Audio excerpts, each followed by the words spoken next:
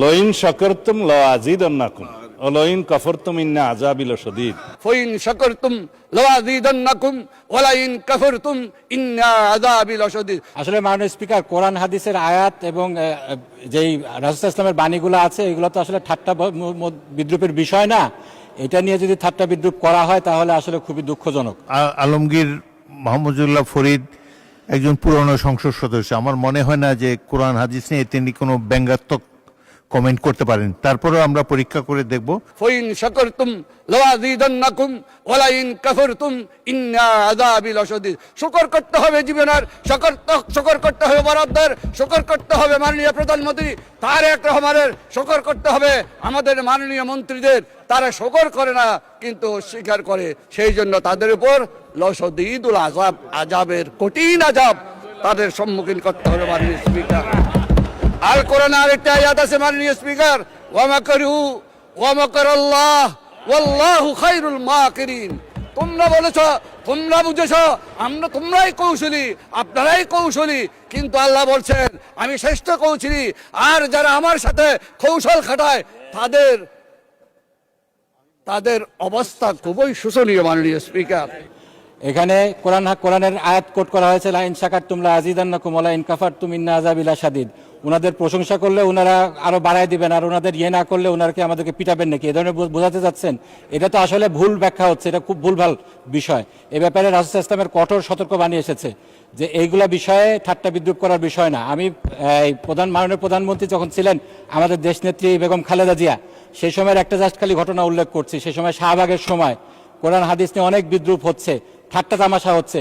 সে সময় একটা চিঠি লেখা হয়েছিল, সেই চিঠিটা নিয়ে যখন আমরা গেলাম তিনি বললেন কোরআনের একটা আয়াত, সূরা তওবার একটা আয়াত তোমরা যোগ করতে পারো না? কুল আবিল্লাহি ওয়া বিআয়াতিহি ওয়া বিরাসূলিহি ইস্তাহজিউন। এখানে তোমরা কি আল্লাহর আয়াত, আল্লাহকে নিয়ে, আল্লাহ রাসূলকে নিয়ে, আল্লাহর আয়াত কিনে তোমরা ঠাট্টা মশকরা করছো? তো এটার জন্য যদি তোমরা করো তাহলে তোমাদের অবস্থান হবে জাহান্নামে। তো এই জিনিসটা আমাদেরকে খুব সতর্কভাবে নিতে হবে। কোরআন হাদিসের ভুল ব্যাখ্যা, কোরআন হাদিসের এরকম অবমাননাকর কিছু বিষয়, এগুলো আমাদেরকে কোনোভাবে করা যাবে না। এটার ব্যাপারে আপনার দৃষ্টি আকর্ষণ করছি মাননীয় স্পিকার। ধন্যবাদ মাননীয় সদস্য। আমার আলমগীর মাহমুদুল্লাহ ফরিদ একজন পুরনো সংসদ সদস্য, আমার মনে হয় না যে কোরআন হাদিস নিয়ে তিনি কোনো ব্যঙ্গাত্মক কমেন্ট করতে পারেন। তারপরেও আমরা পরীক্ষা করে দেখব, যদি কোনো ভুল ধরনের ব্যাখ্যা দেওয়া হয় কোরআন হাদিসের, সেটা এক্সপান্সড হবে। এবং কোরআন হাদিসের ভুল ব্যাখ্যা, বাংলাদেশ একটি মুসলিম প্রধান দেশ, এই দেশে কখনোই গ্রহণযোগ্য হবে না। পরবর্তী বক্তা জনাব সালাউদ্দিন আহমেদ, আপনাকে 1 নম্বর বলেছে, এটা আপত্তি আছে আপনার? বলেন, স্বরাষ্ট্রমন্ত্রীকে মাইক দেন। মানে স্পিকার, আমি বিতর্কে যাব না, কিন্তু একটা ভুল মেসেজ যাবে বিরোধী দলের পক্ষ থেকে যখন একটা অভিযোগ আকারে বা যে কোনো আকারে বলা হোক যে আমাদের একজন মাননীয় সংসদ সদস্য কোরআন আর আয়াতের ভুল ব্যাখ্যা দিয়েছে। আমি প্রথমে বলি, আলমগীর মোহাম্মদ মাহফুজুল্লাহ ফরিদ একজন মৌলানা, মাদ্রাসা পাস, দাখিল আমার পাশে ছিল, তিনি অন্তত এই উদ্দেশ্যটা বলেন, লইন শাকারতুম লাযিদান্নাকুম ওয়া লইন কাফারতুম ইন্না আযাবি লাশাদীদ। যেটা উনি বলেছেন সেটা প্রাসঙ্গক্রমে বলেছে। আমরা যদি আল্লাহর নিয়ামতের শুকরিয়া আদায় করি, আল্লাহ আমাদেরকে আরো বাড়িয়ে দেয়। যদি শুকরিয়া আদায় না করি, লইন কাফারতুম ইন্না আযাবি লাশাদীদ, আল্লাহ আযাব বাড়িয়ে দিতে পারেন। এখন এটা পলিটিক্যালি কেন বক্তব্য হবে, এটা দিয়ে কেন পয়েন্ট অফ অর্ডারে বাড়ানো হবে? এটা ঠিক হয় না মাননীয় স্পিকার। তিনি বলেছেন, সৎ উদ্দেশ্যেই বলেছেন, এবং আমরা যেন আল্লাহর শুকর গুজার করি। এইটাকে পলিটিক্যালি আমার মনে হয় মিস ইন্টারপ্রিট করা ঠিক হবে না মাননীয় স্পিকার। আমরা এই 92% মুসলিম দেশে, জনসংখ্যার দেশে, আমাদের এই মহান জাতীয় সংসদে কোন সংসদ সদস্যের বক্তব্য যদি ভুলক্রমেও ইসলামের প্রতি অবমাননা যদি মূলক হয়, এটা আমরা নিন্দা করব, কিন্তু এইভাবে পলিটিক্যালি ইউজ করা ঠিক হবে না মাননীয় স্পিকার। ধন্যবাদ। ধন্যবাদ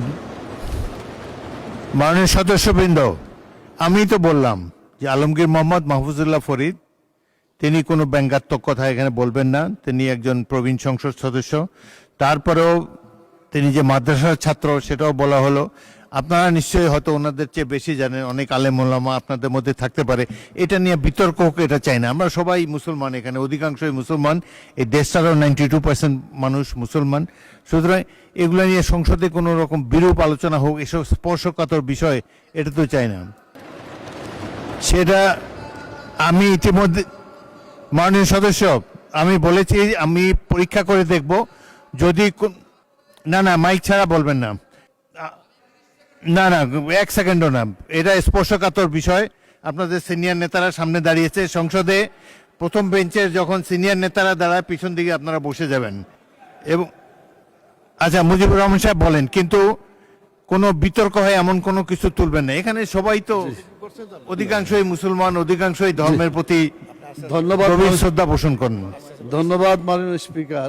আমাদের মাননীয় স্বরাষ্ট্রমন্ত্রী যেহেতু দাঁড়িয়েছেন এবং তিনি কথা বলেছেন, তার কথাকে যাতে লাইন মতো হয় সেজন্য তিনি নেওয়ার চেষ্টা করেছেন।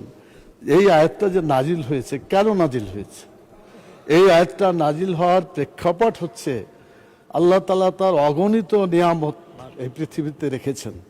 তিনি বলেছেন আইন তাউদ্দু নিয়ামাতাল্লাহ লা তুহসুহা, তোমরা যদি আল্লাহর নিয়ামতকে গুনতে চাও তাহলে গুণা শেষ করতে পারবে না।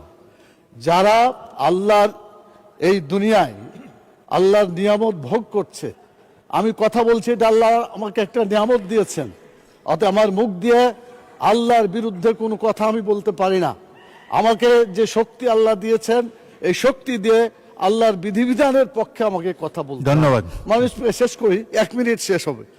আমাদের মাননীয় স্বরাষ্ট্রমন্ত্রী উনি এটা নিয়ে গেছেন মানে দলীয় একটা, এই যে বাজেট বক্তৃতা, বাজেটটা খুব ভালো হয়েছে, অতএব বিরোধী দলকে বাজেটের প্রশংসা করতে হবে।